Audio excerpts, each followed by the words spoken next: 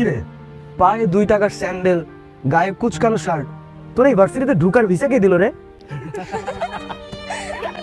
তোরা এইভাবে কেন বলতেছিস? আরে শুনি না, তুই থাকোস কই?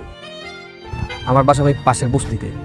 তুই শালা এমন একটা চিজ যে কিনা আমাদের ভার্সিটির পরিবেশটাই নষ্ট করে ফেলতেছিস। শোন, এটা হচ্ছে প্রাইভেট ইউনিভার্সিটি, এখানে স্মার্ট আর রিচ কিডরা পড়তে আসে। আর তোর মতো আবুল ইউনিভার্সিটিতে চান্স কেমনে পাইলি? তোর তো একটা জুতা কেনার সামর্থ্য নাই, আর তুই ভার্সিটির সেমিস্টার ফি কিভাবে দিস? হ্যাঁ, শোন, ওরা তোদের মতো ড্যামেজ স্টুডেন্ট না যে সেমিস্টার ফি দিয়ে পড়তে হবে। তোরা কি রেজাল্ট জানিস?